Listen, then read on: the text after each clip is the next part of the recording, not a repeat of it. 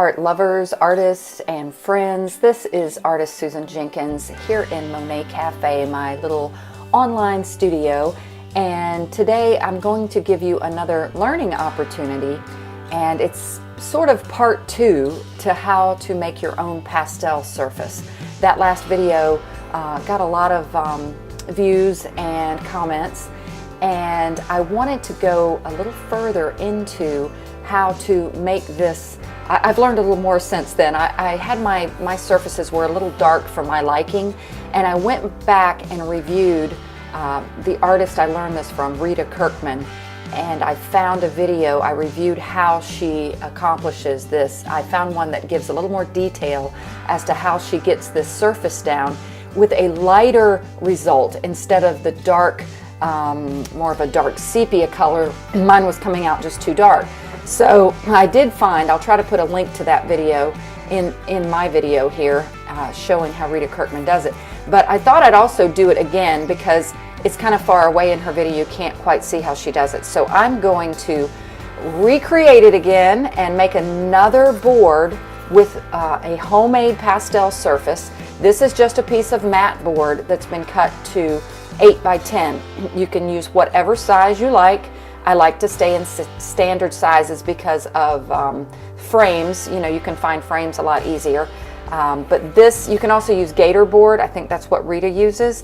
And I wanted to go over again the products that I use. And hopefully again, we're gonna accomplish a lighter surface, that beautiful yellowy gold color that helps a lot to get a better value painting down than the darker surface that I was getting. My result was too dark. Now, this is the products, or these are the products that you will use to create this base coat. Okay, it is golden gel mediums, fine pumice gel. This is what's going to give you the grit. As you know, if you've been doing pastels a while, you have to have a surface that the pastel can hold on to. If you use pastel on just a plain piece of paper, like this newsprint here, it would just fall off and you can't get any layers on it. So you've got to have that grit, kind of like a sandpaper. The other product that's mixed with it is, and just happens to be a personal preference, that I like the results that obviously Rita Kirkman has discovered. This is a great color for a base coat in your painting because it's a middle value, lighter to middle value, and it's quinacridone nickel azo gold. Like I said in my last video, that is a long name for a color, but it's worth it because it's gorgeous. And golden, again, will show you the translucency or transparency of the color, because they always do a little paint swatch over top of just these 3 marks. So you can see it is very, very translucent color, which is nice. It allows the white of that paper to show through and to keep it light. So what we're going to do is we mix together a 1-to-1 ratio. I just keep it on the top of the lid of the fluid acrylic. Okay, and again, this is fluid acrylic. Okay, it spreads a little easier than regular acrylic. And fine pumice gel. You mix that in a 1-to-1 ratio, and that is going to be your paint surface that you put, or medium that you put down onto your board. Now, I already have some mixed up here. Okay, I keep it in this just a little container.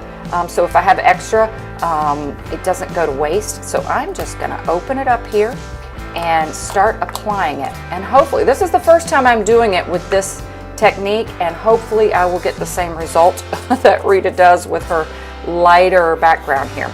Okay, and what I've done is I just have a little foam applicator here. I literally just pulled it off of a foam applicator that you can get. You can get a bunch of them for really cheap. So that's what I'm going to be using. I noticed Rita Kirkman wears gloves. She actually wears gloves when she paints as well. I haven't done that, and I probably should, but sometimes I kind of like getting messy. But that's why I got to keep my little handy wipes here. So what I'm going to do is I'm going to take this medium that I've created that has the grit in it, and I'm going to apply it with this foam brush. And the trick is, I'll talk before I do it, is to put it in the center and start really rubbing it out. I was just using a foam applicator before and basically painting it on, and I wasn't getting it thin enough. That's why it was coming out so dark. So that is the idea, and that's what I'm going to start doing right here. So let's do this thing. lift it up a little higher here. All right. Oh yeah, I can already see how if you start rubbing it a little harder like that, it gets that lighter color, okay? So I see exactly what she was talking about now. And the stuff does dry fairly quickly. And I know that we're going to get some edges where, get my fingers on there better, wherever I add the other color. Let me start turning this too. Yeah, that's pretty nice. I like that. And I can see that, again, where it dries and I go back over it, you get little lines. But now I'm going to start working out on these edges a little bit. I think maybe next time I might get a bigger, a wider foam applicator to do this with. But yeah, I can already see how this is giving me that lighter, beautiful golden color that is much better for laying down your value study underneath your painting. Oh, I'm so much happier with this. I'm so glad I found that video, and I'm so glad I'm sharing it with you guys, because this will make your paintings better to have this lighter, beautiful color underneath it. All right, so we've got a little bit more to do here. Yes, I definitely will go with a wider foam brush next time. It's a little hard to work with this little teeny one, but we're getting it done. With persistence, we can do it. And again, trying not to get too many of these lines in it, but actually it's okay because it's what's underneath your painting. So it's all right if it has a little bit of variation to it. And sometimes you can use that, depending on what your subject matter is. You can turn your board whatever way suits your painting the best. Now, you can do 2 coats of this, and if I wasn't doing this live, I would be able to lay this down and maneuver it a little better than I've done here. But we can actually do 2 coats of this, let this one dry, do the second coat, and I think you could probably paint on it with 1 coat. But just to get a little bit more grit into it, I will let this dry and I'll do a second coat. But I'm not going to do it on this video. You get the idea. So we just let this dry, and then we're ready to create a beautiful painting with this yummy surface underneath it.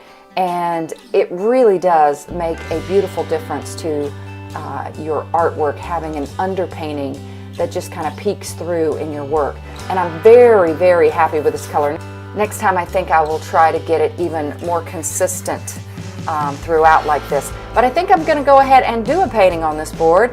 I'm going to keep this one a short video, and then I think I will use this exact board to do another little lesson that I'm excited about. So thanks guys for joining me, and I hope you learned something from this, and I hope you'll try this neat technique and enjoy your art endeavors and have a good time. All right guys, bye.